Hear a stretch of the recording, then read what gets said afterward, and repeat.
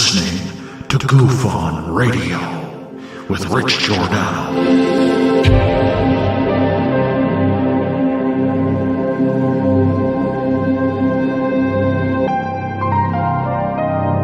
My personal belief is that there is very compelling evidence that we may not be alone.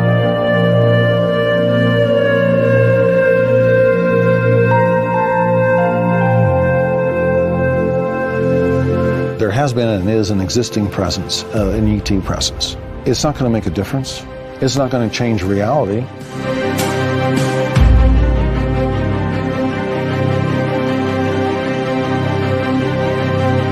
I believe, as do the other folks that were on the flight, that when we visually saw it, that it was something not from this world.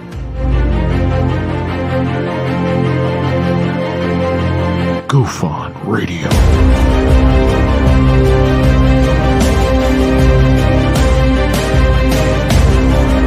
You were either in or you were either out, brother. But the cream will rise to the top, oh yeah. Goof On Radio with Rich Giordano.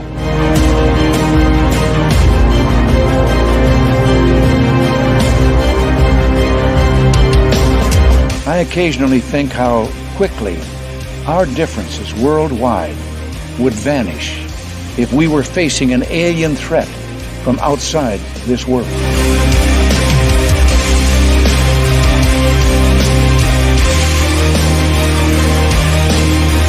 Goof On Radio. Remain seated, please. Permanecer sentados, por favor. You're listening to Goof On Radio with Rich Giordano.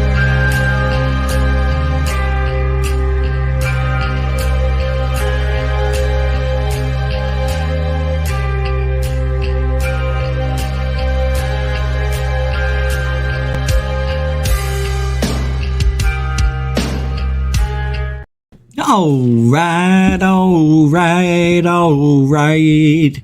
Welcome to Goof On, everybody. I'm your host, Rich Giordano. It is Sunday, March 26, 2023. How's the weekend rounding down for you? Huh? You enjoying the family? Huh? You enjoying your pet? Are you enjoying your favorite movie? Well, if you're here, you're enjoying your favorite UFO podcast. Thank you very much for hanging out on a Sunday at 5 p.m. Eastern. I'm going to account for the time change for the lack of, but the shadow banning's in full effect, and that's all I'm going to say. That's all I'm going to say. It is in full effect this week. Now, Sundays, my theory is this. Sundays and Mondays are always good shows. Numbers are great. Tuesday through Saturday, not so good. I think the person who's watching my account comes in on Tuesdays, has Sunday and Monday off, like salesperson. And they go, I got to watch this channel, make sure they don't screw around. I got to put them at 15% recommendation. That's it. Jesus, usually that guy's at 44. All right, got to do what the notes and the algorithm wants me to do. Boop. And then for the week, the numbers drop. You can see it all for yourself. It's all there in black, white, green, yellow, whatever print font you're using. So obvious. But that's why I am not taking anything for granted anymore. You never know. And I thank you all for your support, starting with Jeanette Angel. Janet Angel, how I love you. It's 10 quid. It's a dono. It's a super dono. A dono. I don't know what a dono is. A dono means there's no comment, no sticker. It's just pure love. It's just pure love. $10. I know. If you don't ever want to see that again, you know what not to do. Thank you, Jeanette Angel. A continuing supporter of Goof On. First one of the day. Night. Wherever. afternoon, early evening. Forget about it. I'm on East Coast. It's early evening.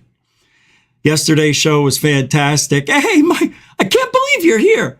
That is just a coinkydink. I didn't even know. Didn't even know you were here when I just started to say yesterday's show was phenomenal. I was there. Yeah, it was good. Yeah, I didn't know if it was. So I listened to a few parts. I listened to a and I really enjoyed the show. Mike's fantastic, isn't he? Thank you, Dark Hour Paranormal, for being you. He knows how to take it, dish it, and he knows when to talk and when. Hey, shush. No, I'm joking. We just have good rapport. Dorothy Hawkins, the Hawkinator. Dorothy, a continuing supporter for a long time, over a year now. Thank you very much, Dorothy. Like, big time. Mucho gusto generoso. It's tough times for all of us. Thank you, Ben, the Yorkshire Goofonian, another super dono. And I know Dorothy's is a dono as well. See? Just pure love. It's a Sunday love. And we will. We will talk about, hold on. I've got to change a few things here. Bear with me, guys. I am putting back Zach as the moderator. He should be.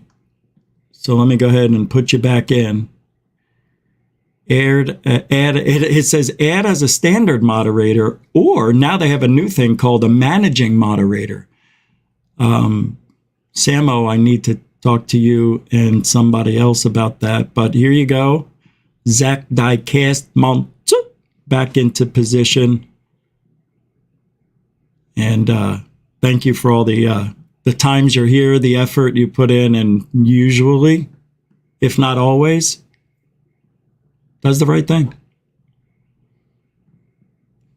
I think he's one of the good guys. How's that? How's that? Thanks for everything, man. And I'll be adding back the others. So we're having the glitch again. It shows I have nobody listening to my show right now on StreamYard. But it shows 62 watching. Anyway, let's do a quick roll call and get going. Ben, welcome to the show. Dark Hour, Space Paranormal. Michael Roser, welcome to the show. Brookes, welcome to the show. Samo, Goofonian Rockstar, welcome to the show. Diane Boss, welcome to this show. Zach Diecast, welcome to the show. Dorothy Hawkins, welcome to the show. If I didn't say it, I'll say it again anyway. Jeanette Angel, welcome to the show. Brookes, Denbub, welcome to the show. Most people in this community are full of shit. Welcome to the show. Josie _UK, welcome to the show. Brian, welcome to this show. All right, let's get going. Jeff Garvey, Conundrum. David Ince, or Dave Eintz. I bet you it's Eintz. I'm probably wrong. Welcome to the show, though. Intergalactic Overhaul, good to see you as well. Welcome to the show. Samantha Morris, the kitty cat. She's coming back with a scratch. Grandmaster UV, Ultraviolet, welcome to the show. Truthertainment, welcome to the show. Yoga with Denise, welcome to the show. Good to see you. David Wilcox, good to see you too, man. Jammer Travels, good to see you as well, everybody. Why is everybody putting in one? Is that for Coralan? Mr. Catfish 2100, how you been, man? Good to see you here for a minute. Missed you. Mary Young Silva, welcome to the show. I know, I almost messed it up. And Moody Mongol. If I didn't say your name, it doesn't mean I don't love you. Welcome to the show, Moody. It just means, we got a show to do. And that's my speech. What is going to be the biggest event involved with Dorothy? Oh, the one that you're doing, yeah. What Michael is going to be doing is phenomenal. Going to the Incan Islands. No, where is he going again? I think I still have it up here. He's going to where is? I was looking up the Belize.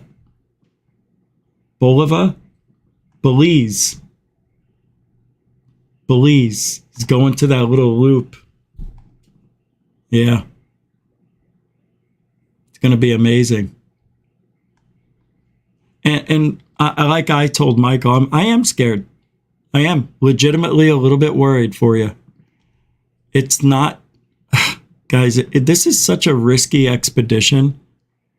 There's a reason why people don't go to these locations every freaking weekend. You've got all sorts of creepy, crawly, poison, snaky, bitey, deathy things out there.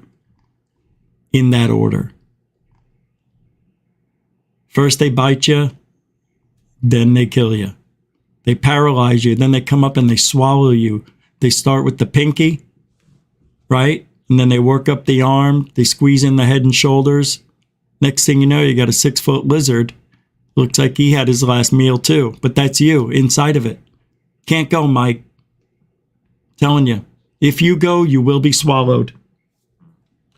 I'm joking. You know what? Actually, I would go. But of course, you're going to be wearing the proper attire. And all joking aside, you're not an idiot.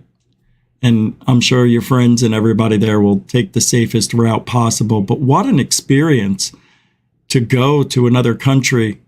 Well, it's Mexico, but it's glam Mexico. Because it's cool, man. All right? It's history. All right? It's not the same. It is, but it isn't. It could be, but it won't be. I hope it won't be, Mike. Come on, Mike. I was looking up those chakras out there. You understand? It sounds like a hell of a lot of fun. FGraph72, welcome to the show. It does. It does. They're going to have so much fun. You know, I never watched but a half an episode of Naked and Afraid. I didn't like it. I thought the premise was stupid. That's all. I don't like being teased.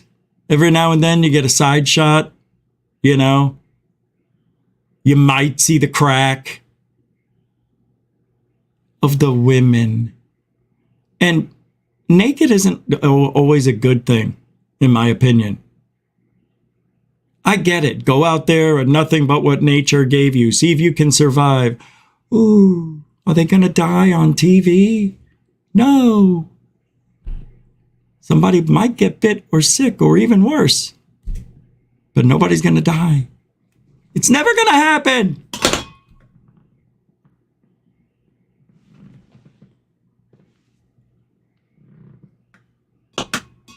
Ah, that was it. Oh, he's faking it. He's faking noises. I am. I faked that one.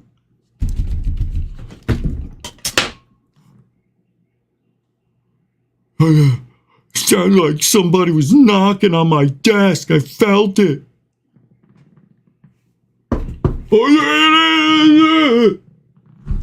Idiots. By the way, this is bubble gum, is what they call this. 89.2%, I think.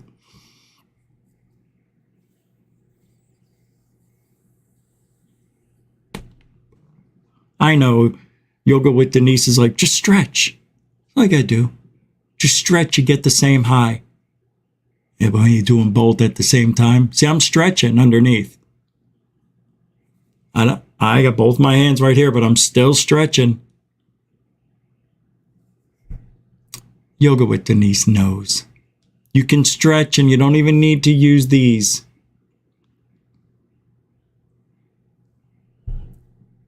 Hold on, I'm doing it again.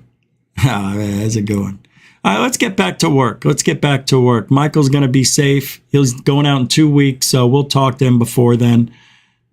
Well, I'll talk to him. I'll just convey the conversation. Maybe Michael would come on, maybe a day before he leaves, and just for like a 10-minute discussion to be like, hey, reminder, I'm going, and pray for me.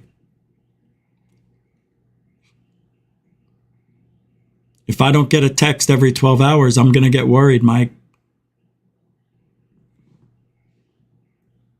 I should have asked you. Is your girlfriend going? Never mind. It's none of my business. Never mind. Tell me privately. I don't know why I thought you had a girlfriend.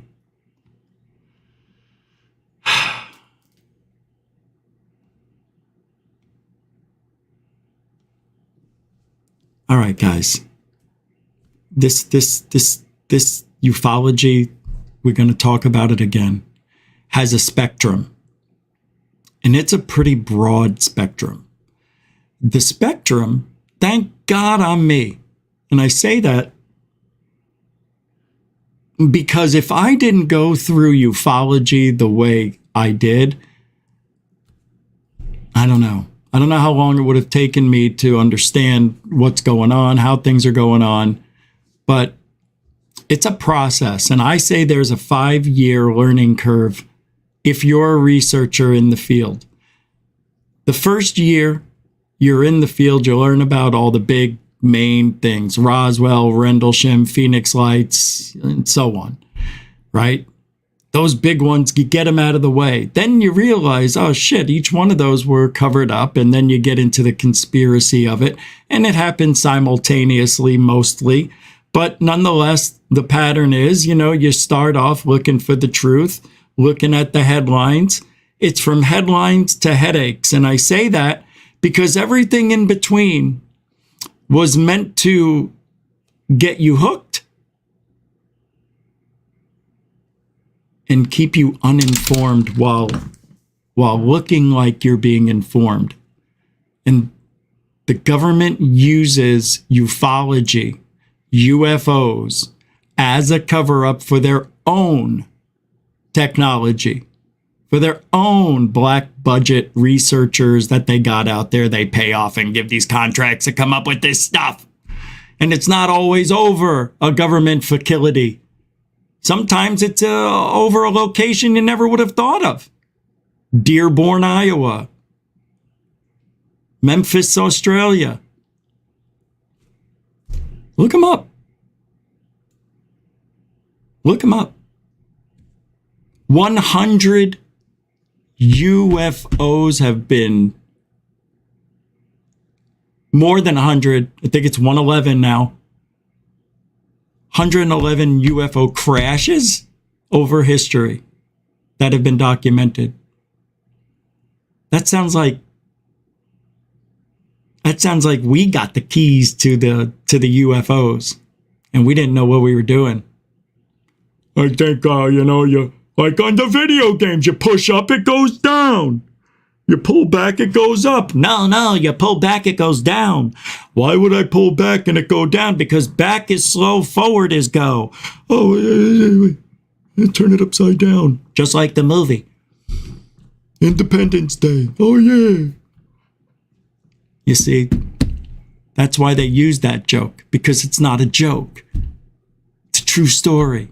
Thrown into the movie Independence Day. I guarantee you that was a true story somewhere along the lines of ufology.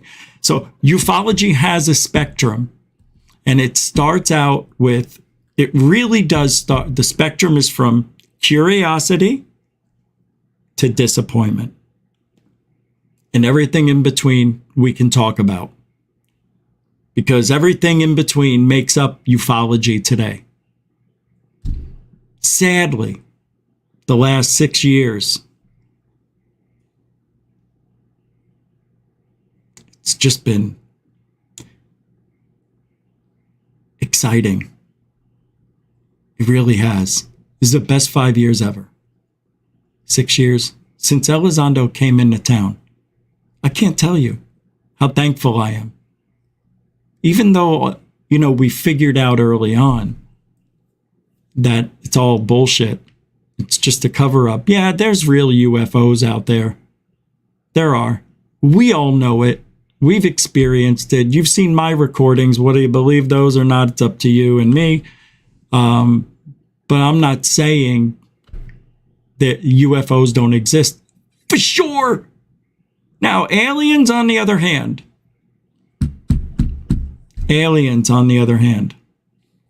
I'm not so sure of. The only thing saving the aliens from being wiped out of the conversation are alien abductions. Without the millions of people claiming they've been abducted by big-eyed, big-head, small-necked aliens.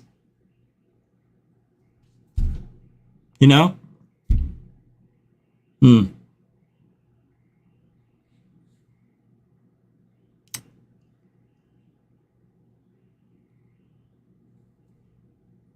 I always wondered if Betty and Barney Hill were government employees.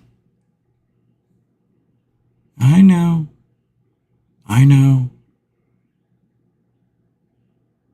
But they're an odd couple to begin with, right? Interracial couple in the South back in the 60s. They went up against all odds. And then to come out and say they had an alien invasion, an alien abduction.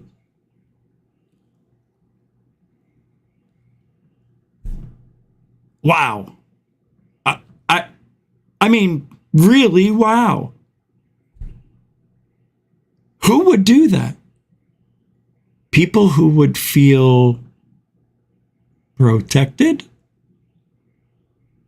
Why would they feel protected? Why would those two come out with that story? Who were Betty and Barney Hill? I bet you they're not who we think we think they are. They did not fit the stereotype of what UFO people were like. They were the first ever interracial couple that didn't look like redneck South Alabama. You know what I mean? These were upper middle class, well-to-do, regular people. To me, it seems all too planned. I always wondered about Betty and Barney Hill, but I don't think anybody's ever gone into that to see if I guess they just had regular jobs and all that's verifiable. So, you know, you can verify their whereabouts and everything about their lives, down to their grandchildren still talking to this day, that what they said was true. Just, I'm saying, all that goes against those two people, Betty and Barney Hill, back then, they were a pillar of the community, as a matter of fact. These were just good people that didn't fit the norm. And that's why Betty and Barney Hill will always go down as probably the most legitimate abduction story we know of. Next to, I hate to say it, but Travis Walton, you know? Tom DeLonge, he says some crazy things. And during the time Elizondo came around, Tom DeLonge was already around for a year in the UFO community, talking about to the Stars Academy of Arts and Science. We're gonna take our funding and all the money that we're gonna make a trans-medium spaceship that can go through glass, water, ice, snow, space, and time. We're gonna do it with your $3 million in donations. Not only that, we're gonna make movies, write music and songs, idolizing me and ufology. That was Tom DeLonge, remember? We're going to break ground and wind. And what? Nothing. Well, listen to this. Tom DeLonge's always good for a little audio clip, isn't he? Here we go. Here is a peek into the universe according to Tom DeLonge. Let's start at the beginning. God is real, the summation of all the laws of physics and the source of consciousness. God is love. And the universe is Conja teeming with Club. Intelligent life. Some primitive and some more advanced than we can comprehend. Some flesh and blood, some inorganic, some artificial, and many with capabilities beyond our understanding. There are several different groups and species of entities that are particularly interested in Earth and in humans. How does Tom DeLonge know this, by the way? This is part of the spectrum. Okay. So this is the low part of the spectrum. This is where you have evidence. No, you talk about evidence, but you never show it. That is just above a hoaxer. Somebody who creates UFO stories, sightings for attention, money, publicity. Same thing as attention, I guess. But nonetheless, this is that side of the spectrum, the low side. This is where fantasy land exists, as I call it. We're on the low side. This is not a gray area. This is a blacked out area. This area is in the darkness. But it gets the most attention because it's fantastic. It's fantasy.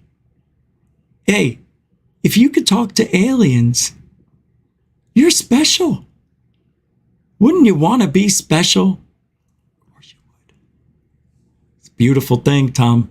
It's a beautiful thing when you can just say it and it becomes it. It's a wonderful world he lives in, this kid. Are UFOs extraterrestrial, ultra-terrestrial, interdimensional, temporal? In a word, temporal. Yes. His advisors call them the others. One or more of these groups somehow meddled with the primates native to this planet to create humans. Were engineered in some way, perhaps even hybrids. But of what? We don't know why there is so much interest in humans.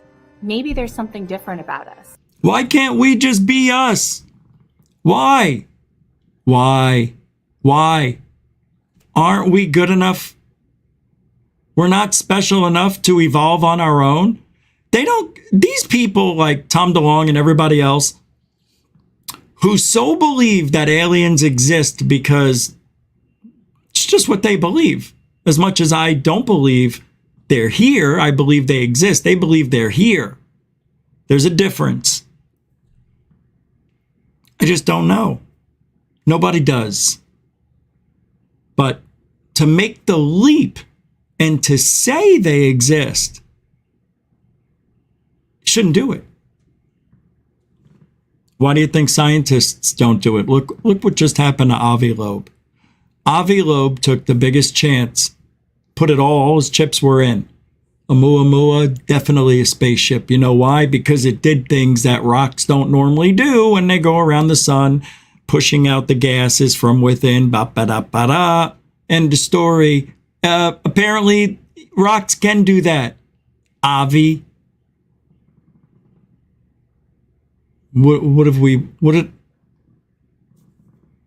I'm telling you, we don't need astrophysicists just yet.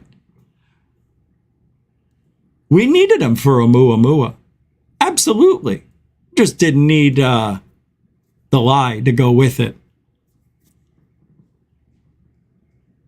Nobody else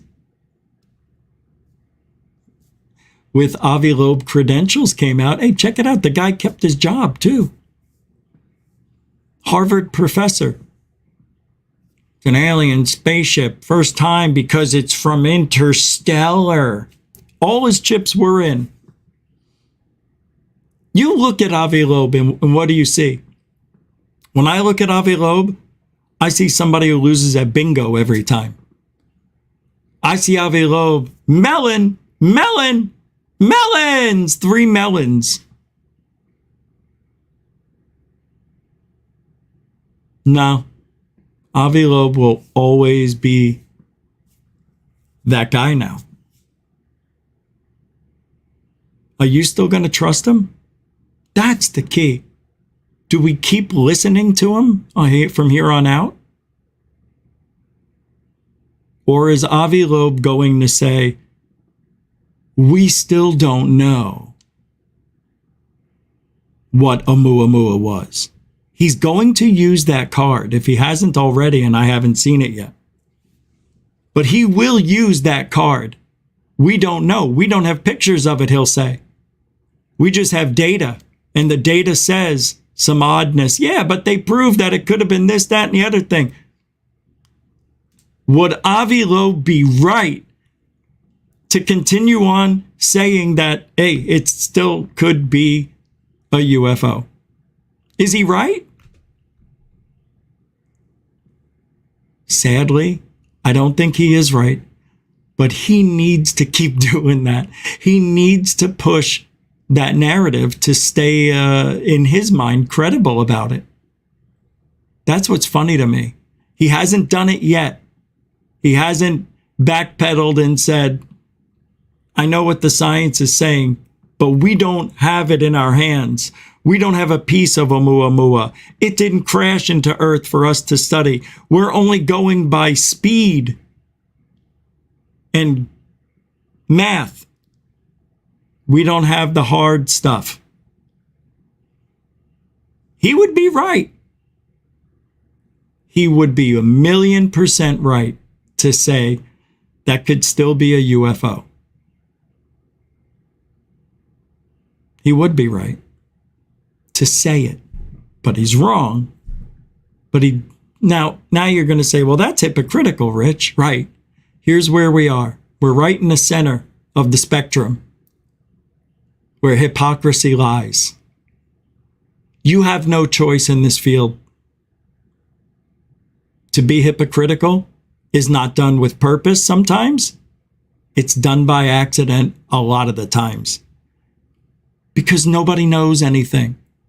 We can only go by what's in front of us, and usually it's nothing.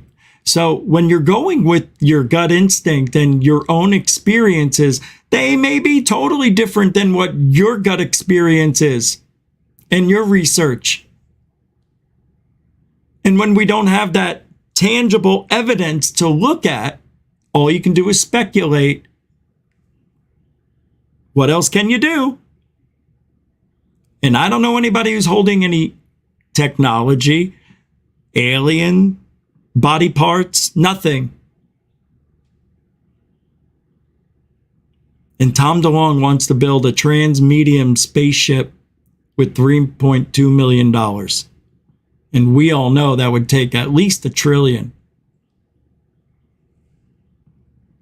Let's hear what else he says, she says. So she's talking, quoting what Tom DeLonge said. Maybe we were never supposed to be made. Maybe we are possessions and they are guarding us like livestock. The others have been here since the beginning of human civilization, which itself is much older than we had ever imagined. Hey, I believe in that. I believe that. There have been many cycles of history, each ending in calamity at the hands of the others. How does he know? You can't say that, Tommy. You can't say that those 5 extinction level events were at the hands of others. Where did he get off saying that stuff?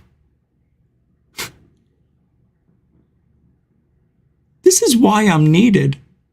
This is why I need to be here. How could he say that? How? That's very confusing. And it doesn't make sense. Why would you destroy a civilization instead of merging with the civilization and enhancing both your powers. You mean to tell me that 5 other times in history, it wasn't an asteroid impact, it wasn't a volcano, it wasn't a tidal wave, it wasn't any of that stuff. It was just people and their weapons. Oh, I was under the assumption it was the other one. Natural. That's strange that Tom would say that, right? Listen. At the hands of the others. See? What we consider to be human history is just the most recent cycle. Atlantis was real. A great civilization that thrived because it had a way of defending itself against the others. The others eventually destroyed them for their hubris. So Atlantis had a way to defend itself against the others, but eventually they lost. That makes sense. So, hold on a second. Hold on. Hello? Hello?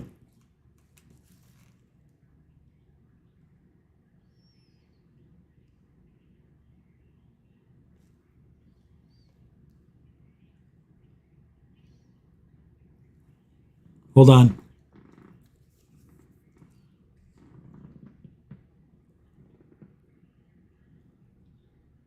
Hold on, everybody.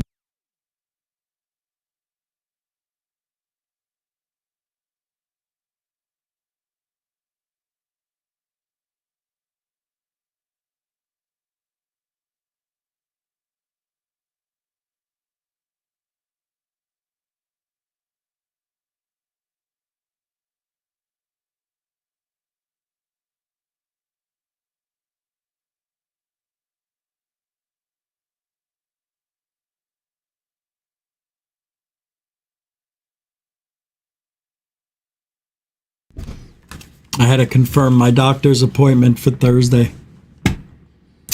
Yeah, it'll be 2 weeks Thursday since I was there. I've gained 7 pounds back, so I'm halfway back to where I thought I started out before I got sick. Anyway, here we go. All right, I'm done with the Tom DeLonge stuff. He just says a bunch of stuff that it's glamorized is what he's doing. I don't think that's good. So Tom DeLonge fits in the middle under the hypocrisy of the ufological spectrum. Where does Elizondo fit? Elizondo fits in the gray, because you can't trust anything that guy ever says again. And anytime he says something, nobody believes it.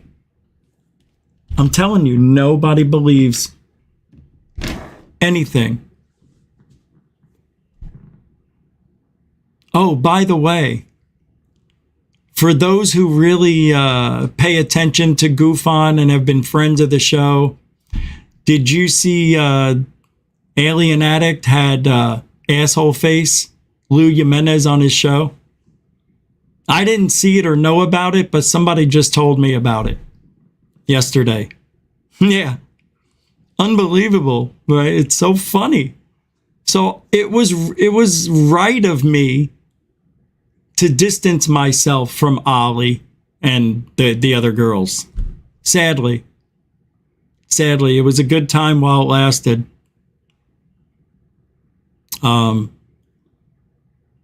But you can't trust somebody like Ollie, because all he wants is drama. And I haven't met very many two-faced people like him. He's the most passive-aggressive person I've ever met. And I believed him. But the whole time, he was just fake friending. A lot of things make sense now. How some people found out some things they shouldn't have. Yeah, behind the scenes stuff. It's real sad. It's real sad. They're sad. That's the whole thing. They're sad. And I didn't realize how woke Ollie really was, but he's pretty woke. He would just say stuff just so, I wouldn't get upset with him or, with what he believes in and stupid shit. Nah, that relationship can't be mended. It just can't. I thought about it. It just can't. He's not trustworthy. Not after that. Especially with the Tyler Glockner shit that he pulled. Yeah. He's the one who gave me all the Tyler Glockner videos and all the evidence against Tyler when Tyler got pulled over and everything. Yeah, and he's like, dude, this will put your channel on the map. I can't do this. I just don't have the guts to do it, but if you want to do it, here it is. And he goes, I know somebody else has this and they may come out with it before you, so you probably want to do this as quick as possible. And I'm like, oh my God, I can't believe this video. Of course. So I was the first one to put that out. But I didn't know what I was doing 3 years ago. I didn't know how to make a video look better and all that shit. I just went, I got a video of Tyler, here it is. No clickbait title, nothing back then, just goof on tonight at 7 o'clock.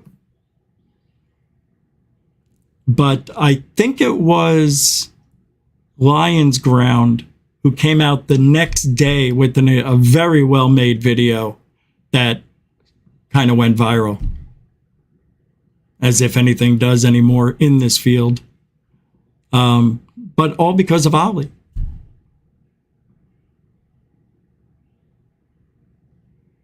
I don't ever want, someday, Rich, I want him on my show. I'll admit it. I don't want to make him mad at me. He'll never come on the show. That's all he cared about. Just another notch in his belt. Makes me angry and sad. Hey, we waste all that time. It's all a waste. It was just a wasted fakeness. I just, like, why? Why even bother? It's like, it's very, is it maniacal? Diabolical, I think, is what it is. It's very shady, shifty. It's very sad and very, almost like you're lonely and need attention and got to create drama because your life's so boring. Or you want to disassociate with your reality, so you like to ruin other people's lives. It's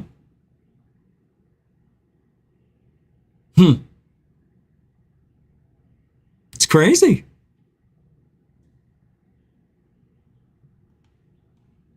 All right, I got a video here I want to play. This is Brian Cox. I always liked what he has to say. I'm going to play a few videos. I also want to, the May House. Shit. I'm going to go there right after the show, but I was told to go back later. Hold on.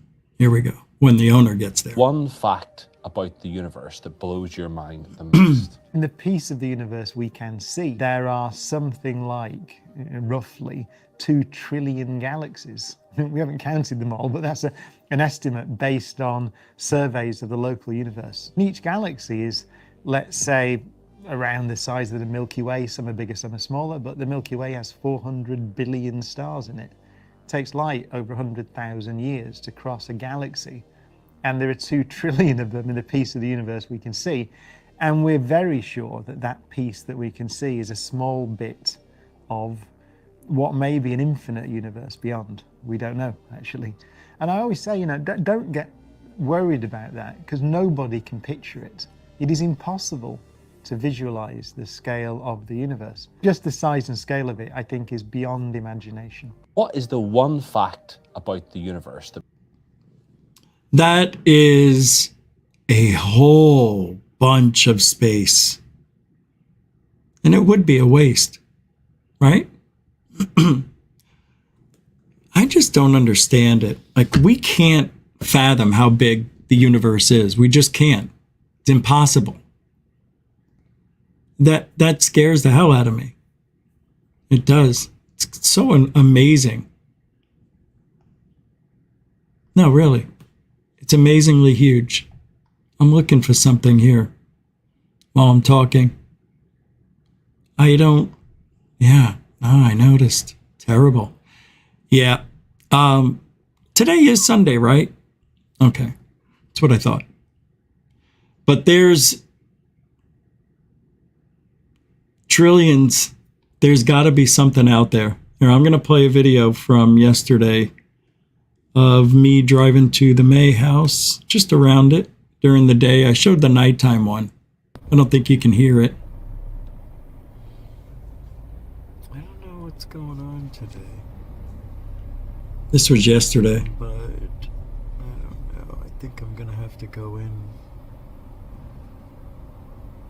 the museum entrance. There's somebody sitting out there. I'm going to wave. Maybe it's a ghost. Museum entrance. Somebody there. Oh, you actually can hear it. Look, there's a guy out there. I don't know if people are living it. This guy's sitting right here. Maybe it's a ghost. I don't know. Right here. There he is, sitting in the chair. I don't know if he's a ghost. He looked real. Right there. But I waved. He didn't look. He didn't turn. He even looks a little gray. Why would that guy be sitting there? He looks like an old man. I came back later on. He wasn't out there, but now he turned his head. It looks like he's got gray skin. I don't like it. I don't know. Look, he's turned his head to look at me. I don't know if people are living in there, though. It's weird. I don't know. This is downtown right here, so this is the place I drive by. This turn right here. Every day I go down this little hill, which takes me to downtown Brooksville.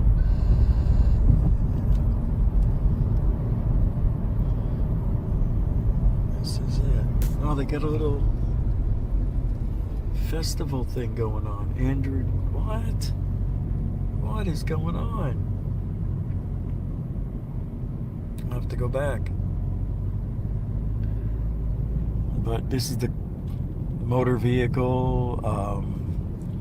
It's the government center, as you can see. You guys may be familiar with my video of Hernando County Court. And we're at the top of the hill. This is one of the tallest places in Florida. Believe it or not, if there was a hurricane, this is where I want to be. That's why Brooksville has been around and has survived every hurricane handily. They are at the top of the world. Well, top of Florida. And here's the train that I hear from my home, train tracks. I can hear that. It's about 1.5 miles away easily. Left-hand turn with the left-hand arrow. Let's see if Bozo slows down right there. It's another strange, very strange here. You go left or right, and then there's the Florida Cracker Cook Shack right there. Cracker Shack. But I'm going to go down. This is the shopping center. Get out of the residential. As you can see, trees disappear and opens up to Brooksville shopping. This is where everything is. The dispensary is right after this light. Wendy's, McDonald's, and that's about it. Kentucky Fried Chicken, gas, and whoa, where is everybody? There's nobody here at this dispensary. Look at this. There's nobody here. Nobody's there. And there was nobody there when I went in. Anyway, that's a little tour, a little 3-minute tour around Brooksville, but there is a lot of stuff that I have recorded, and those videos I'll be putting into the member section. Maybe later. Yeah. They finally popped up on my feed here, because when I record something, let's say on a Monday, Tuesday, it will be loaded up to my Google Photos automatically. So I usually have to wait a day. So if I say, I went out and I recorded something today, I got to wait till tomorrow before I can. Usually the file's too big, so I can't do this or that, or it's just easier to wait one day. And then they go into the Google Photos. I download it to the computer and do the editing. It's all magical. It's the magic of poppin' fresh dono. Dono. All right, what do we got here? We were talking about DeLonge. Now, since unidentified objects were detected or captured with infrared or any other type of, even seen with the unaided eye, in the warning areas off the coast of Virginia and North Carolina on a daily basis, according to Uncertain Vector, and were dubbed range Fowlers. Did you hear about that? The UFOs were being called range Fowlers. Shouldn't we wonder if there isn't radar data archived somewhere of these range Fowlers? You've heard of this, right? I've had this up for a couple of days and I keep forgetting to talk about it. Yeah. Range Fowler debrief form. Please complete this form to the best of your ability. If you do not have the requested information, please leave the field blank. I mean, if there were more than one group, please report each on a separate form for data collection purposes. You should receive a response within 5 business days. And then all the information goes here. And you can see something redacted down here. It says at the bottom, at approximately time, we were operating in the blank when we achieved a blankety blank blank, the blank blank blank blank blank blank blank traveled with the wind. The closer we came to it, it says revealed with the wind, traveled with the wind. The closer we came to it, it was hard to assess the true direction of travel, but it was generally in a southern direction. As we approached the object, I was able to obtain blankety blank blank with blank blank. Don't use the purple submat button. Don't use the purple submit button. In red, it says right here. Save this form with file name, date, squadron, RF, PDF, and email it to boppity bop blank. Also in the global for troubleshooting, call boopity bop bop. Thank you for your items.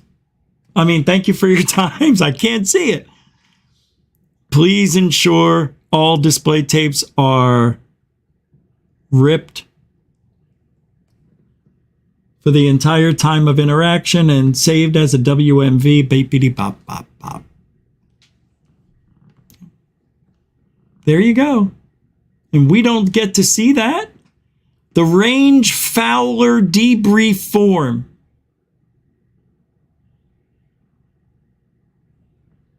The range Fowler, not FOW, Fouler debrief form. Capiche? Yeah, that's what I thought too.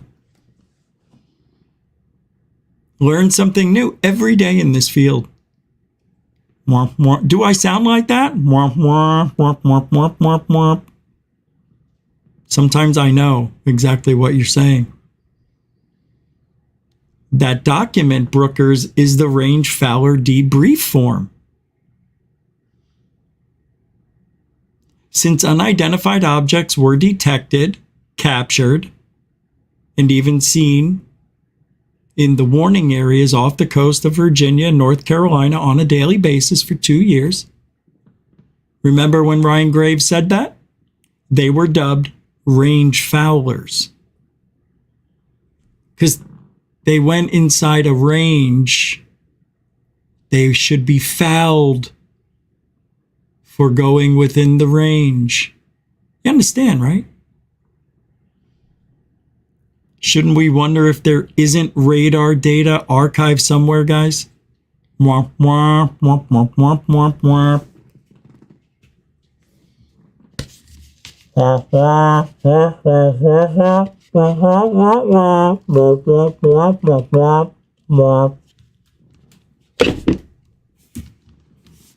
You got that right.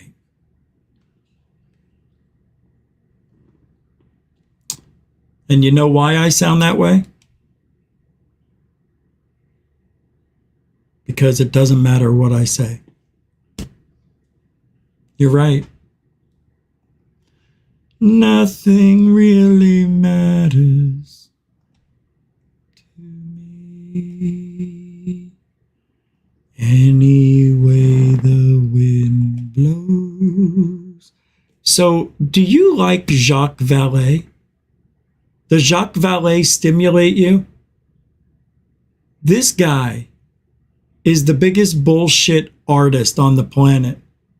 But people look up to him because they like to say Jacques Vallee. It's the only reason. Nobody believes this yahoo. Never, ever have I ever believed this guy. He is Jaime Maussan up a level. He's just one level above Jaime. That's it. I'm still going. It looks good, though, for 118. One case in good old San Jose. A woman had seen something over her house. It was a big disc. And I say... Big dick over her house. Got it. And she says, well, it was about the same size as her house. It was, you know, just like that. And then I say, well, when you went inside, you said, you know, there was this being, and the being took you on a staircase. I say, where did the staircase go? Well, the staircase went up the side of this big round room. I say, how would you compare it to?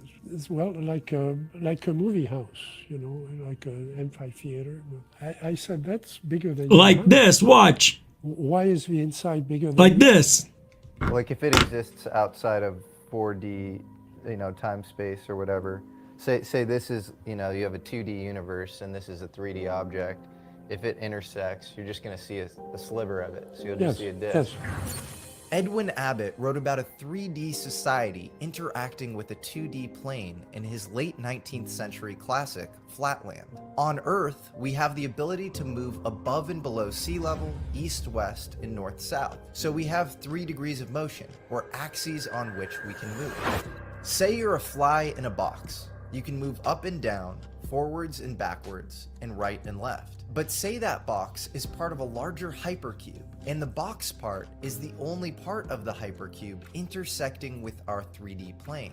The hypercube would obviously be much bigger on the inside than what's represented on the outside intersecting with our visible reality. There's a multi-dimensional reality, and whatever it is that is driving these objects sits somewhere else.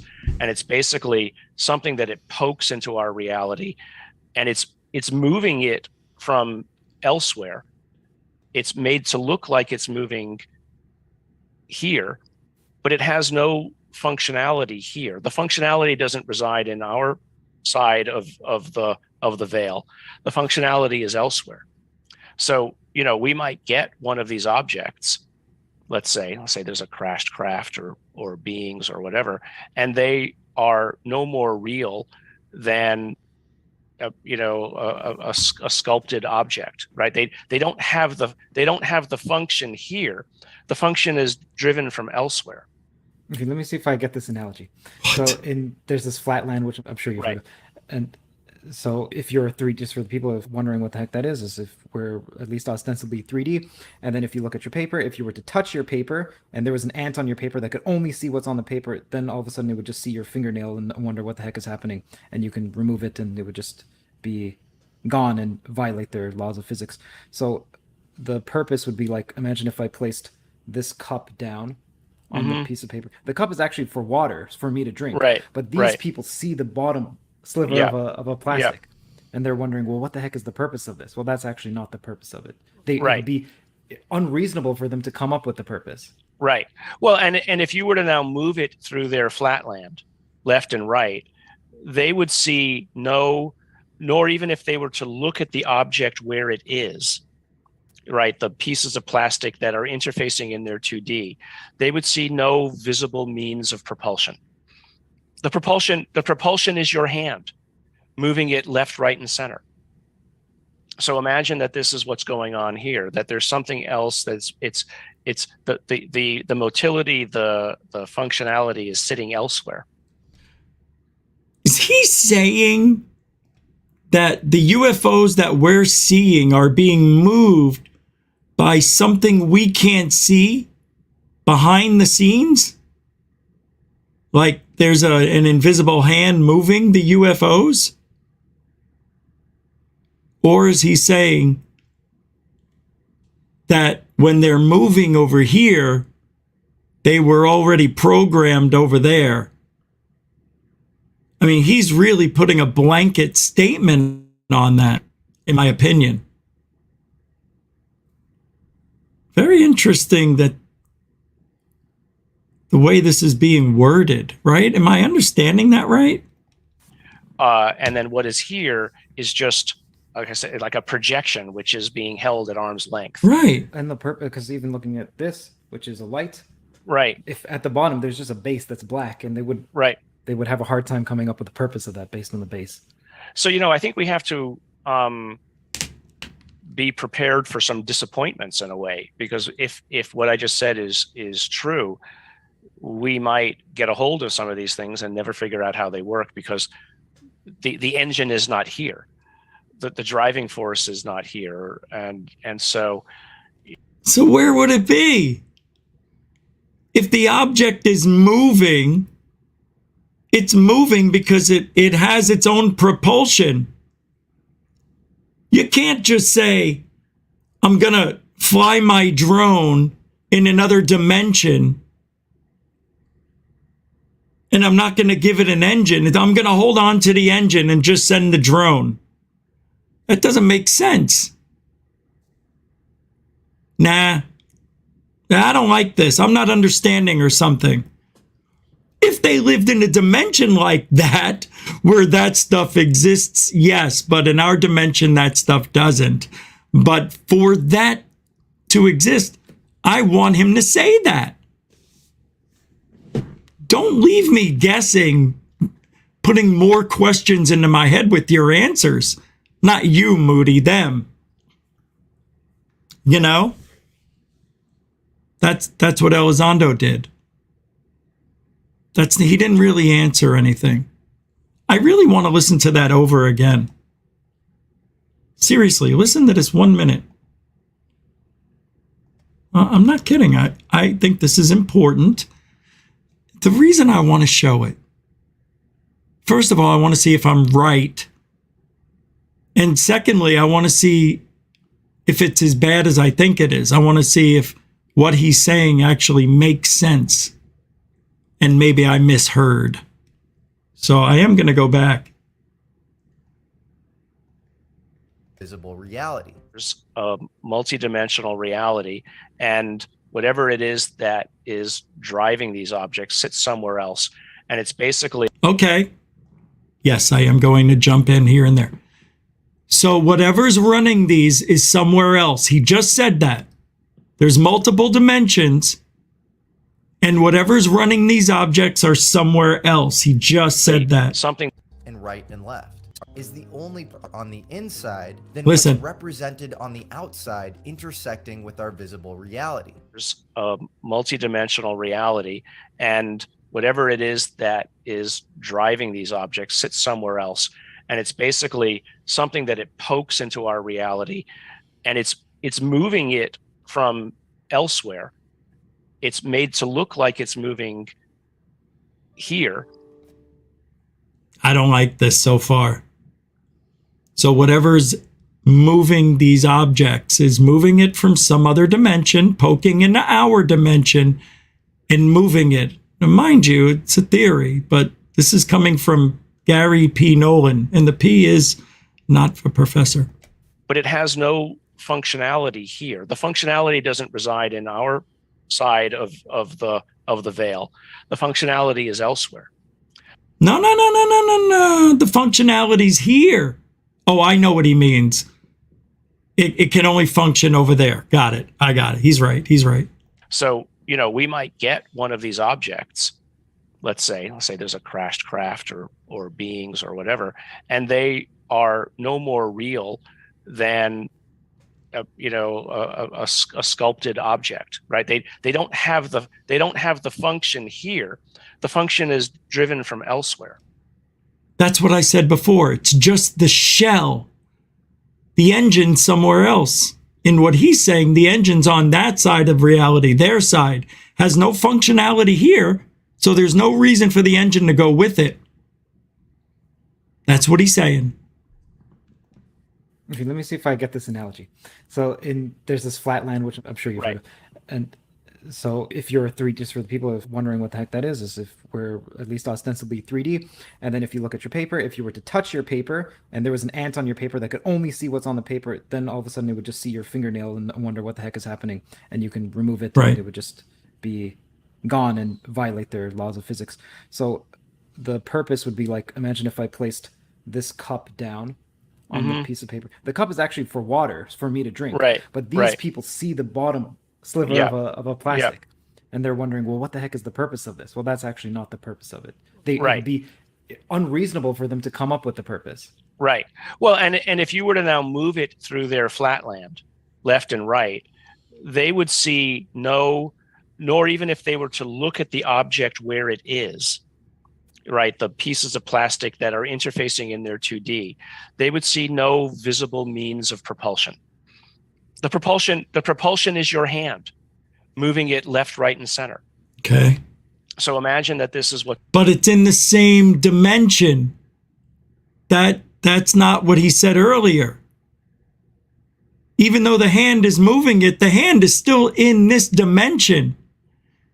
If you're talking about the ants, so it's not comparable to use that analogy here, Nolan.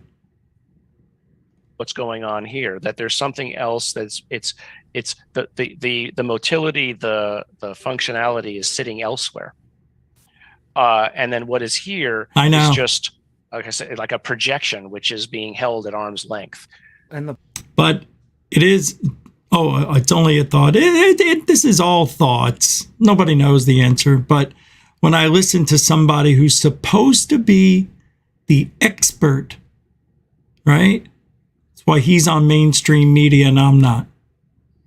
He's been in it for 11 years. I've been in it for almost 20. Makes sense. Because he's got a doctor's degree. He's got an invention that can possibly save lives.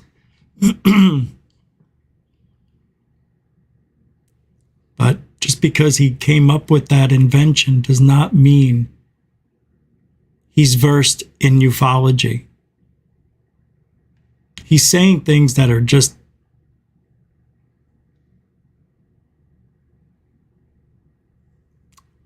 I wouldn't expect a guy of his caliber to have this kind of thought. It doesn't make sense. And he just made a mistake saying that the hand, no. You were just talking about being in another dimension, coming into our world where the power source has no main function, can't function here, but can only function there. But when you're talking about picking up a light post and moving it over ants. The hand is in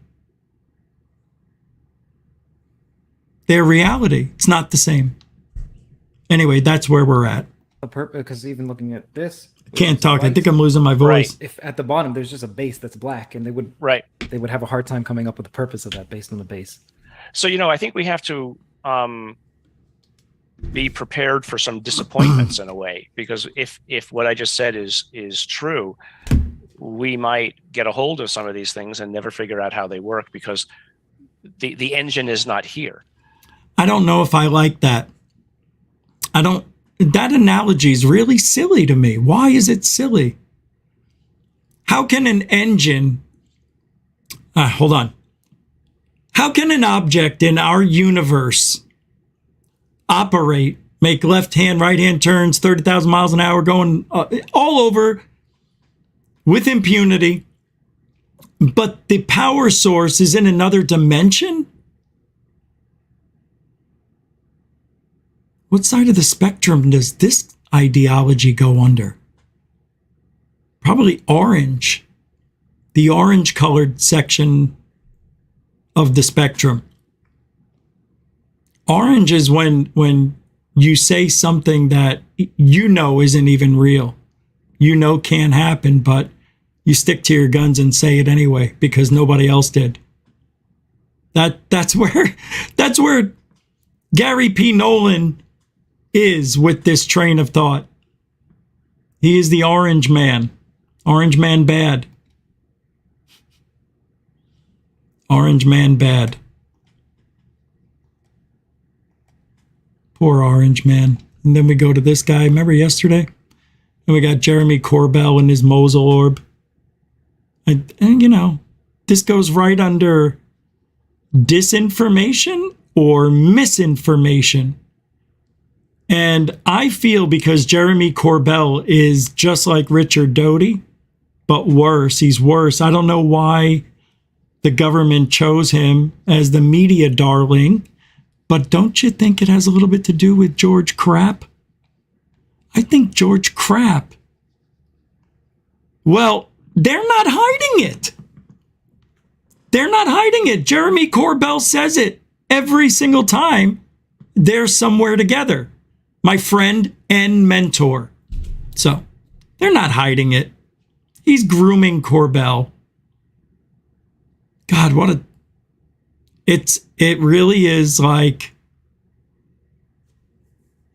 with Jeremy Corbell doing this, you can see right through the veil. You can see right through the bullshit of everything they're talking about. And what government official would risk their pension, their lives, their families' lives for Jeremy Corbell? And anybody who knows anything about this, let's say the Mosul sighting, like we can't figure out how that got out. There's a way to figure it out. I don't know how, but somebody can figure it out. Who the whistleblowers are, the names of people, and all that shit. I'm sure we could find out.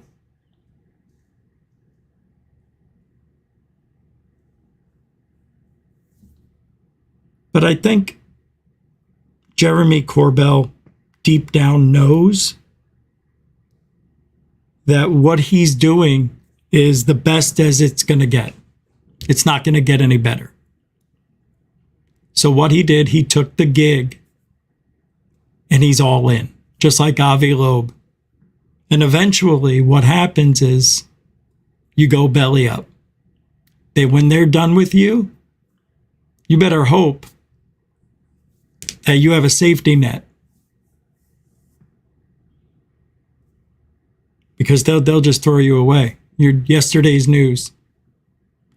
If they have no use for you, Jeremy, they will trash you. You will be the scapegoat. You will be the one who did something you shouldn't have. You were the one who gave government secrets to the public.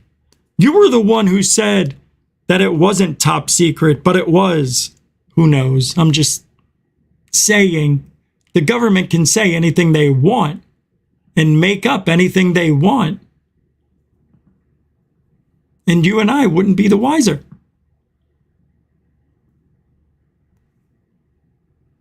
How long is this going to go on for? How long is Corbell going to be doing this?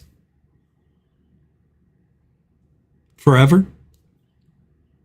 If you go down, let's take a trip down the future. 5 years from now.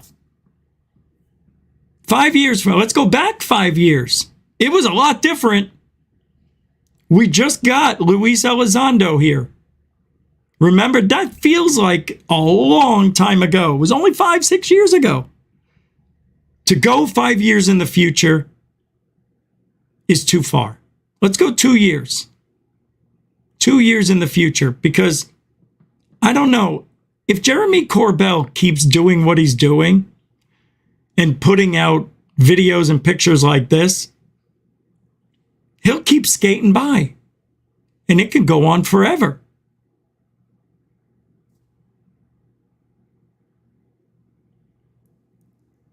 But it only takes one, doesn't it? And I think he's even banking on the one video that is going to be real. It's going to be HD. And everybody's going to say it's too good to be true. And Corbell may deliver a real UFO video without even knowing it. He may have done it already. I doubt it, because I haven't seen that evidence. Hey, until the Mosul orb until the video comes out, that is just a reflection to me of a car. Look at this thing. Right on the right side of the road.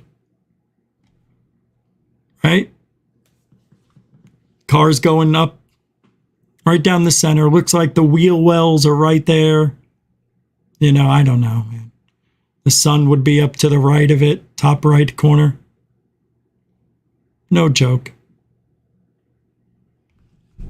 I don't like it. But somebody's putting their life on the line for Jeremy Corbell. Why?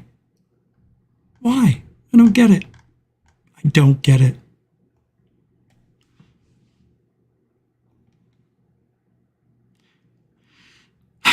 The reason why I don't get it, because when he puts something out, nothing happens. There's talk for 2 to 3 days, and then it dies, and the story goes away. And that's it. And then we're back to nothing. If it was worthy of talking about, my God, we would be talking about it. I mean, we are. I'm so stupid. I am so dumb. I know. Stay at the surface and the surface. Hold on a second. Yeah, let's watch this video. The ad's almost over in 7 seconds. 3, 2, 1. There is no indication of aliens or extraterrestrial activity with these recent takedowns. Did you hear the laughter? Makes you angry, doesn't it? Made me angry. Terrestrial activity with these recent takedowns. The U.S. military is now detecting more items in the sky after changing radar settings in the wake of the Chinese spy balloon. The military needs to have a plan to not only determine what's out there, but determine the dangers that go with it. Is this sort of bigger aperture picking up lots of stuff that has essentially been forgiven, sort of, around in the skies, whatever else it is, because it didn't pose a threat? Or is it part of something organized for whatever surveillance? These unidentified aerial phenomena have been reported for many years without explanation or deep examination by the government. President Biden has changed all that. We are finally trying to understand them better. It is the responsibility of the Department of Defense to be honest with the American public and to use ARROW, which has been established to deal with the UAP and UFO issue, to come forward and present the truth to the American public. Jeremy Corbell is a documentary filmmaker. What was splashed? Splashed. Mark bearing a range. He has released several images of UFOs, some of which have been verified by the U.S. government. Civil society groups like they were verified by the government, and then, as I remember, retracted, right? That's what I thought. The one with the pyramid? I know. Remember? They came back on that one.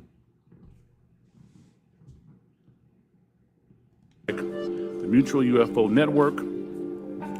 Mr. Corbell and others have been collecting data on this issue for years.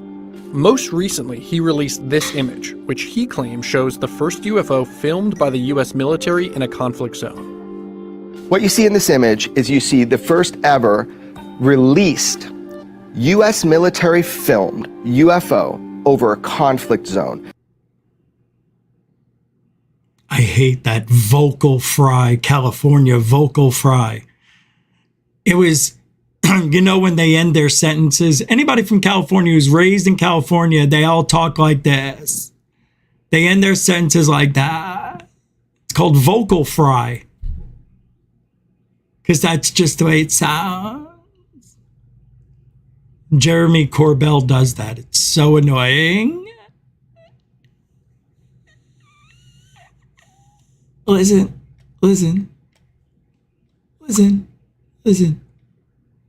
First ever released U.S. military filmed UFO over a conflict zone that is officially designated over a conflict zone. UFO or UAP, unidentified anomalous phenomena, that is actively being investigated. The Department of Defense and the Office of the Director of National Intelligence declined to comment on this image. CNN has not independently verified its authenticity. And it's called the Mosul Orb. Mosul, Iraq. Correct, yeah. This is. Oh, you never heard of it, George? Gee, I think you were the one who handed it to me. Oh, Mosul, Iraq. Yeah, that's the one, George. They act like they don't know. They talked about it for hours before they were even on the show, you yin-yangers. Yin-yangers. Huh, I like it. It felt good. It felt good. The yin-yangers. Weaponize your yin-yang. This is an image taken over northern Weaponize Iraq. your yang. It's military filmed, and it's part of active UFO investigations. The one difference is that it's over a conflict zone, which everybody should really think about. Oh. It's history because it's over a conflict zone. Oh, he's so fantastic, this Jeremy Corbell. How do you do it? He should get the Nobel UFO Prize. There should be a UFO Nobel Prize. We should come up with one. Jeremy, maybe we should call it the Jeremy Corbell UFO Nobel Peace Prize, because he was the first one ever to do this.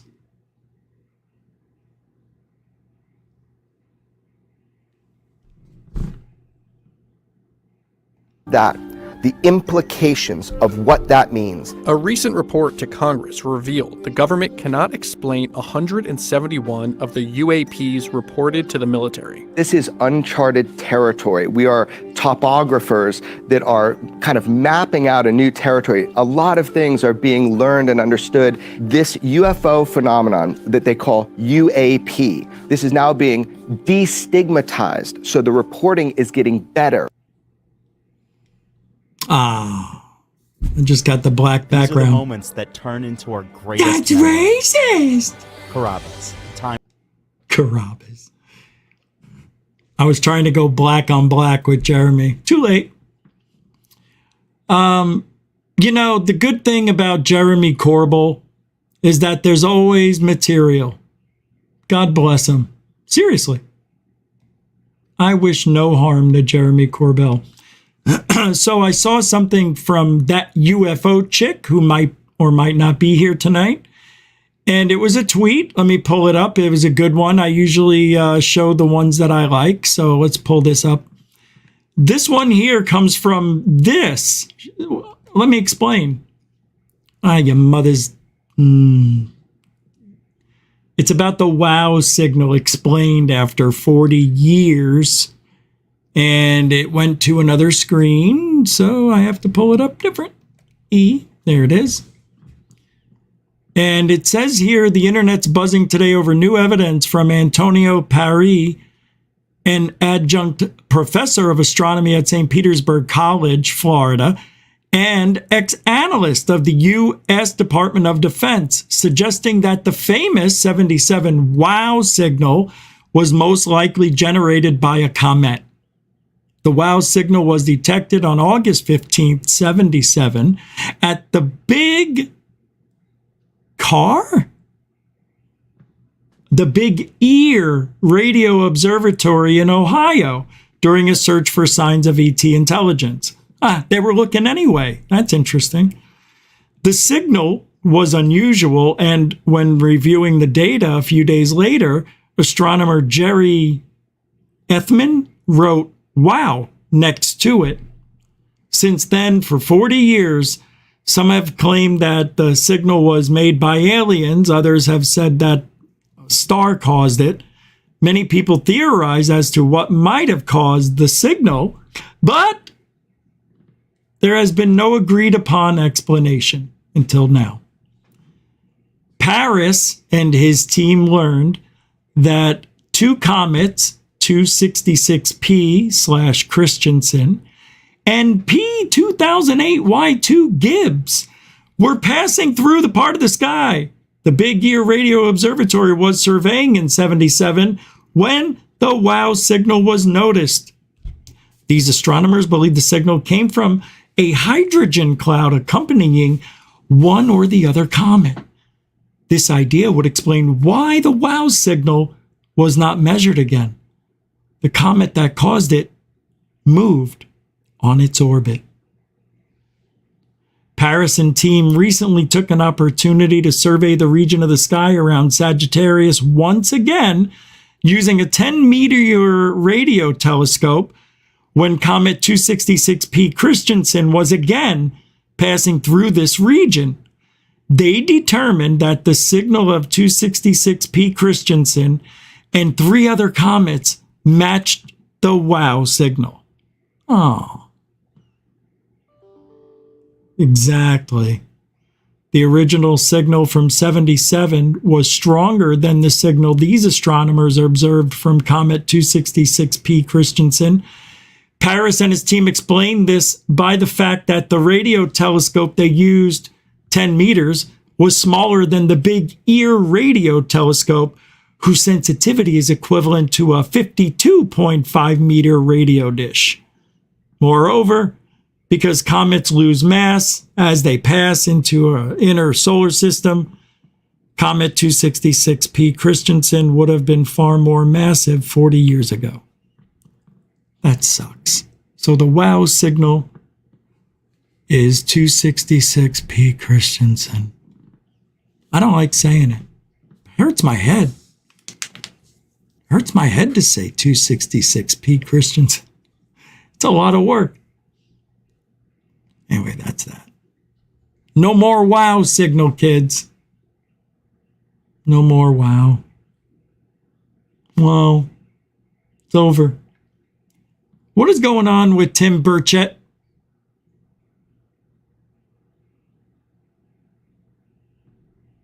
I'm just going to play the clip. I think the guy's asking for trouble. I mean, he discusses the Navy, the Navy veteran UFO sighting, that huge craft that was described as the size of two city blocks. And there were something like portals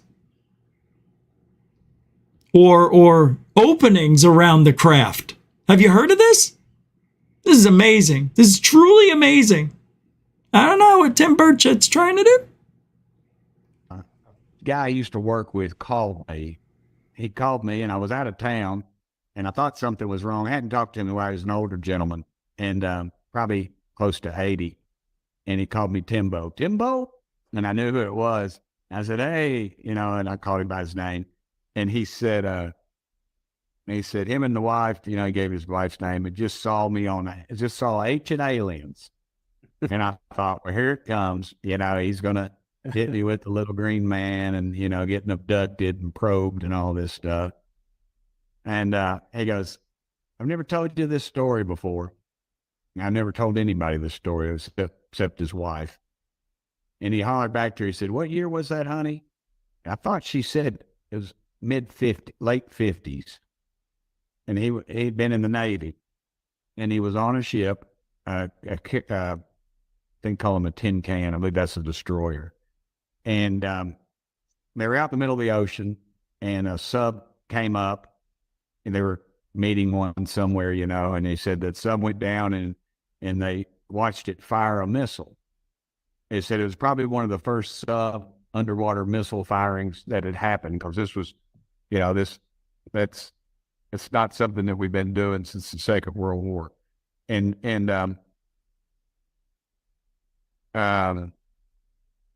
Anyway, so he said after all that, they saw it and they thought, wow, this is wild, and then and they were getting ready to go about their activities. And he said that this huge craft, he described it to me. He said, the other thing was 2 city blocks. He's a country boy, but he said it was 2 city blocks, and it hovered over them, no noise. And he described it as it pulled up. He said you could see like something similar to portals or something around it. And it was the classic craft that you would, the saucer thing. It's a saucer shape, yeah. Yeah. And then he said just like that, it just disappeared.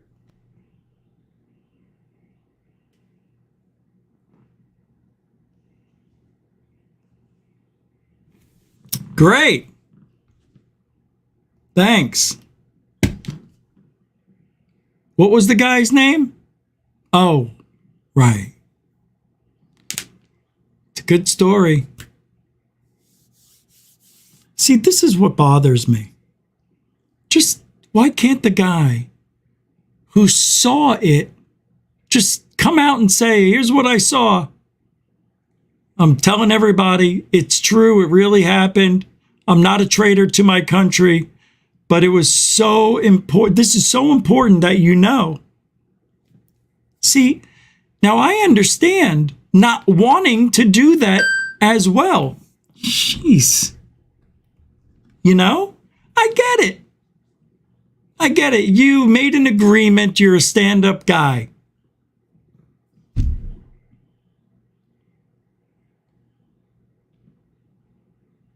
I could do it. I could definitely hold on to a secret like that. Not a problem. It's just, I think what happens is, see, people like you and I, we think, oh, it's been 30, 40, 50 years. But, to these people, it's always in their head. They know, they remember it as if it was yesterday. But we're like, oh, it's enough time. It's time. Go ahead and say it. It's not. It's never a good time for these people to go whistleblow. That's why they don't do it. And you know what? If you whistleblow something that is really bad, like giving away some really interesting secret on propulsion or the technology, just because you came out and went public doesn't mean you're safe. Doesn't mean your family would be safe. See, people don't care about themselves, but they care about their families. And when these people don't have families,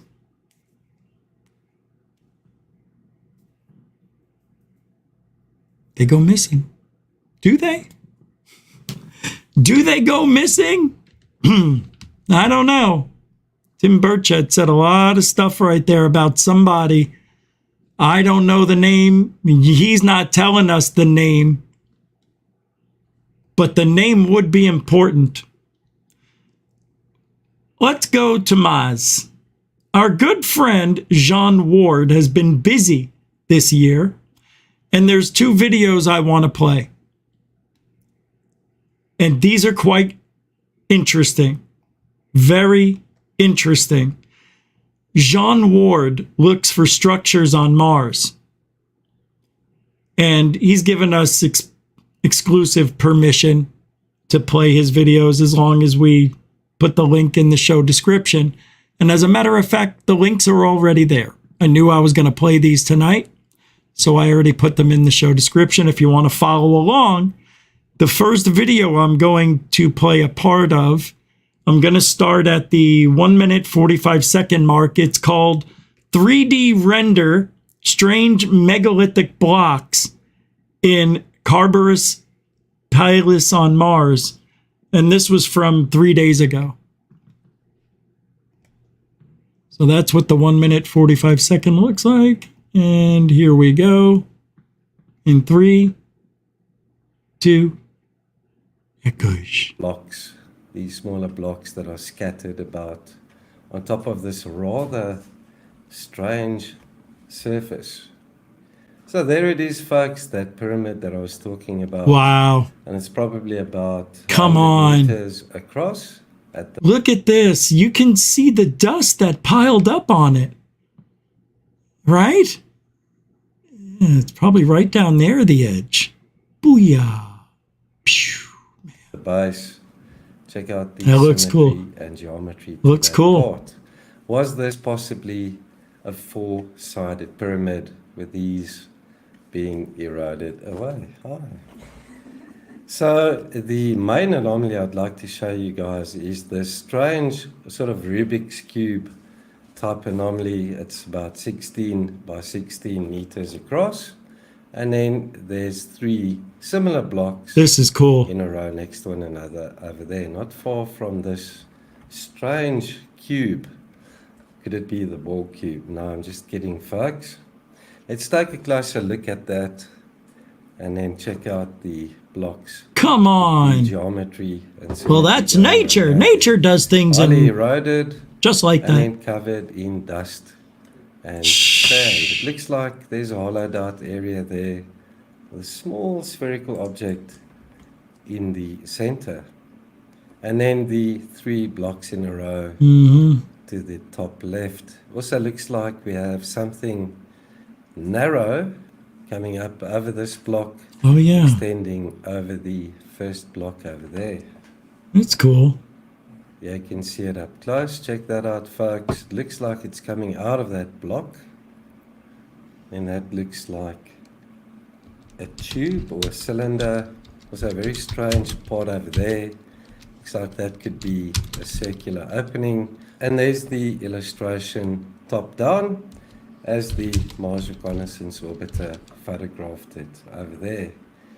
And I'm sure you'll agree with me, this part and in combination with those 3 looks highly, highly irregular.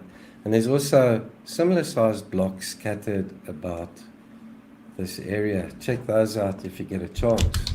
And there's the side view. As I say, the main item is about 16 by 16 meters in size, and the astronauts about 2 meters tall. So it gives an idea what this will look like if you were actually on the surface.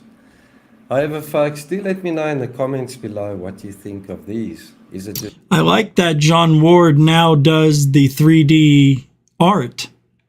That's cool. Interesting how people see these things, and I wonder if I was searching the area, if I would come up with the same views. Just natural. It's a lot of work. erosion. It takes a lot of time. Once more. All right, I'm going to go. Now he has another video I want to show you. And let's let's pull up that one. And John Ward. Here it is.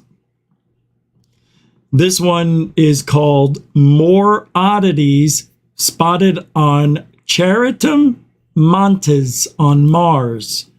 This is from a month ago. And I am going to pull it up in 3, 2, 1. And good. The item in the center of this image is very unusual. There's another block over there, folks, with a small object in its center. Let's zoom in on It's this right piece. there. It's right there. It's about 18 meters long. Check out the rounded design to it. It looks very similar to the rock ship of Masuda.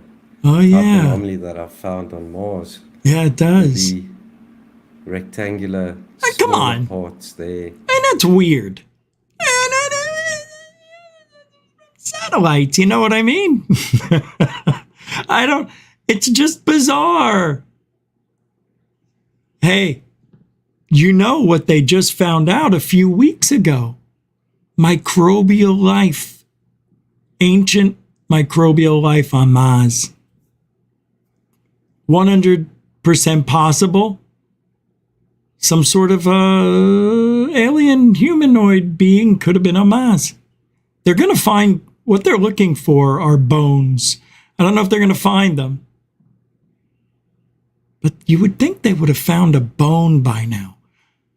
But if it's, let's say the life on Mars, according to them, scientists, they say Mars hasn't had water for 3 billion of the 4 billion years it's been around. I think Mars had water 1 billion years ago and then lost it. It could be 1 million. What would I know? What would you know? NASA should know, but they lie. And they would lie about something like that if there was water 100,000 years ago. Where'd everything go? 1 million years ago. Same question. Where is everything? 10 million, 100 million years ago. Hey, we should have found maybe a bone or something. Well, we found a microbe. Now the possibilities are endless. Now they're facts. Well, most likely they will be facts.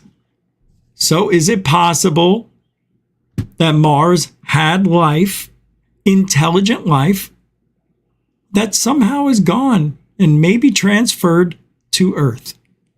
I do. I really do. I think we're from Mars. Just inside me, I feel that since I was a kid.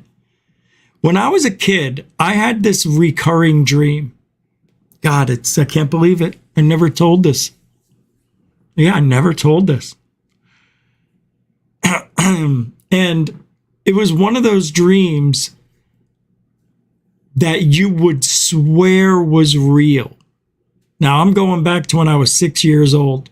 My dreams have always been very realistic. Always a lucid dreamer from day one. Never dreamed in black and white. Not me. But this dream, we had a backyard. And my dad built a screen house that went up to where the pool was. Not a huge one. But I would sit at the back door before that screen house was built, and I'd have this dream where hot molten lava type of rock or metal was flying through the air and landed in front of me, real small. But I watched it hit the ground and it turned it into this rusted color.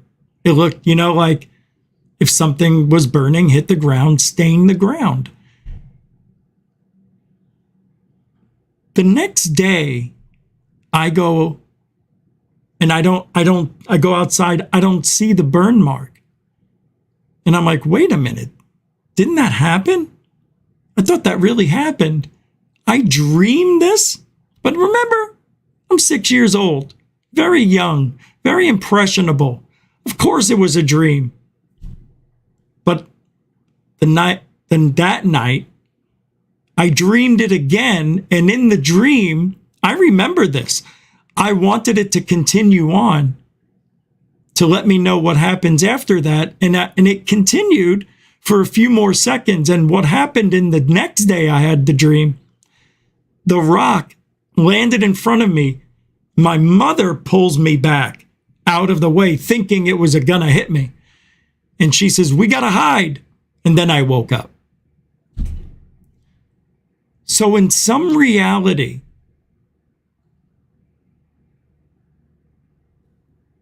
some historic event, because I talked about this with Michael yesterday. Why is it some people get hit in the head and the next day they wake up from a coma and they can play the piano or they learn a language? How? Because everything is embedded in our DNA. Look, I just remembered a dream I had 48 years ago. Why? I don't know. But I had that dream like 3 or 4 nights in a row, and I even told my mother about it. I said, I keep having the same dream. "Oh, that's a good sign," she says. "It'll come true." I said, "No, not this dream."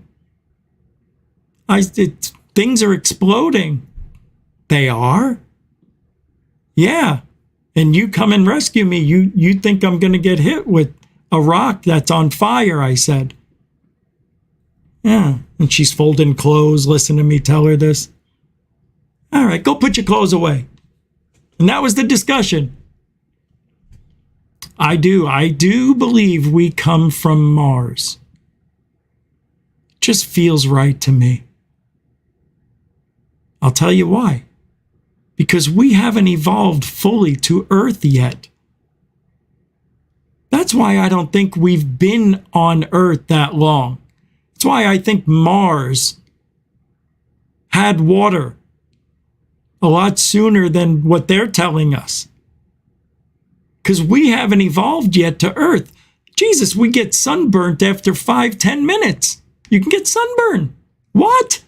I'm born here. My eyes hurt when I go and I look up at the sky. What? They hurt? Yeah. You can't even look at the sun. It'll burn your eyes out. Jesus, who would put us here? Desperate people. Desperate people who saw their planet be devoured. And we found a home. Maybe they just had a few years to get us here. Maybe they never made it here and just sent off rockets or launched self-starter kits, you know? Like, seriously, I'm not kidding. Like, you know, they, boom, right, and it landed right by the water. And then the people inside wake up, right, after their 6-month, 2-month journey, however long it took them. But while they're there and getting acclimated to the new gravity and everything, the vehicle extends itself and built a little home.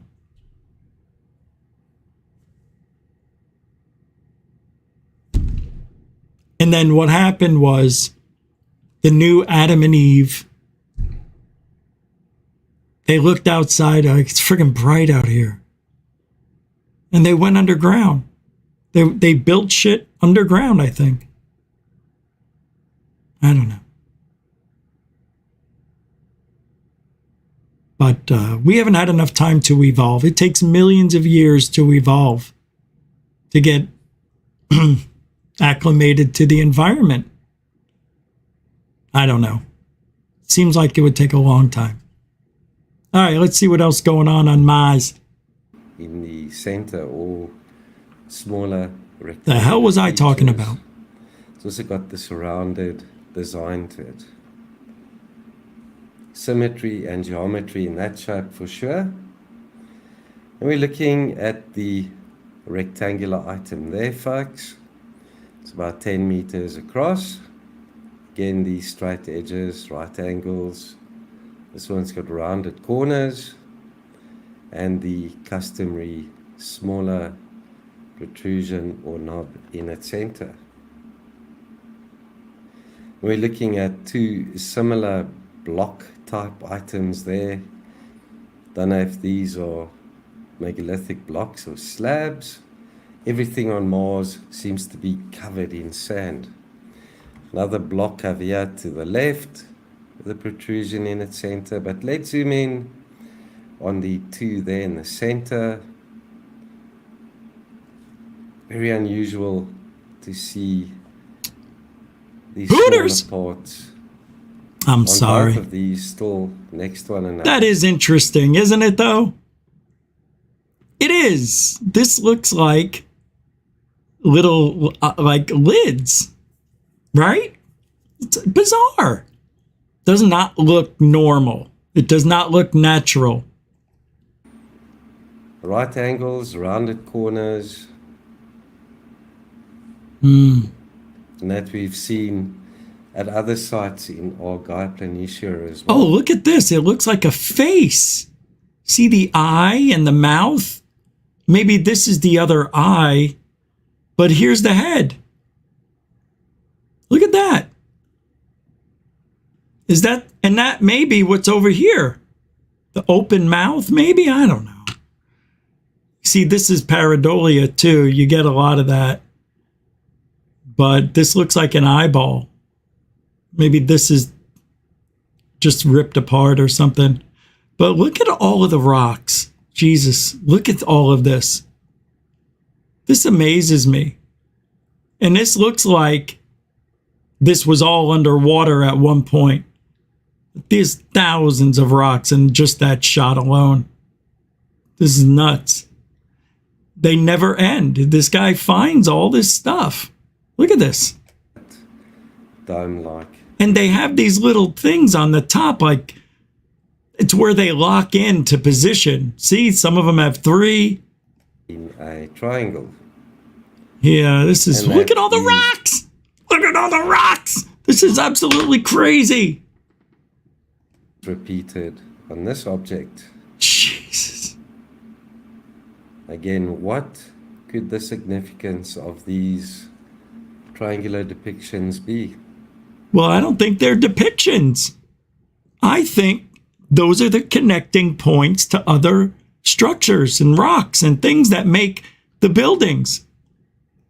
Is it depicting the Summa triangle asterism? I hope I'm pronouncing that correctly. I don't know, Jean. And then the weird Yeah, look at this. type anomaly there in the center. This is about 15 by 15 meters in size. So it's Jesus, huge. almost 50 feet. Check this out. Look at this. Come on. You can see the outline of a rectangular structure type anomaly. Mm-hmm. Hollowed out on the inside. You know, this even looks like a ramp. This looks like it goes upward right here. And then this strange narrow part Yeah, something underneath it. sticking into the center. Also 2 raised parts to it there. Oh, yeah, they're like Inside. ports. Okay. So what could this be? Interesting. Natural? Possibly. So weird. Then again, we've seen so many of these. So weird. That's it for tonight. I want to thank everybody for a fantastic weekend. Jean Ward, thank you for allowing me to use your videos. The links and everything are in the show description, of course. And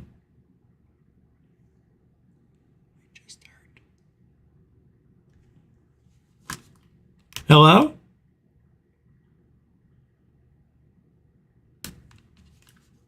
Sounded like my front door opening and closing. But we'll be back tomorrow night, 7 p.m., Monday through Friday, Saturday and Sunday, 5 p.m. But thank you, everybody, moderators and super chatters. Thank you for your time and your support. Fantastic. I still am not 100%. Obviously. It's freaking unbelievable. But thank you to the veterans and newcomers as well. Giving the show a few minutes, a few days, just give the show a chance. Maybe you like it, maybe you won't. But I appreciate you giving the show a chance. Please don't forget to like, share, and subscribe. You can help support Goof On through PayPal, Cash App, Super Chat, Super Sticker during the show. But after the show, there's a thanks button if you want to still help. Doesn't have to be during the show, too. Anyway, all the links are in the show description as well. And we hope we did it again. We hope we did it, even though my voice is going away. I think we did a little bit of...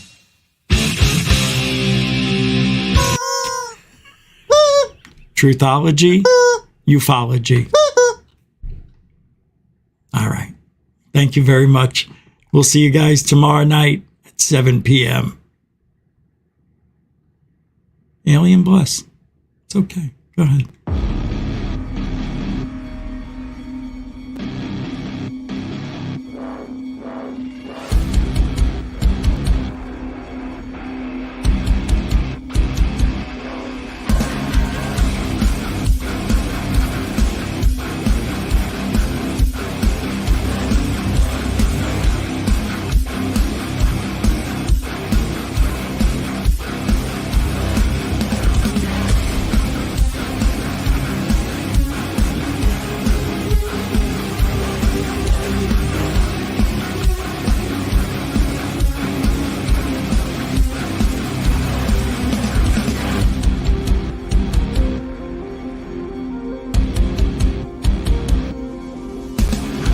What you just said is one of the most insanely idiotic things I have ever heard. At no point in your rambling, incoherent response were you even close to anything that could be considered a rational thought.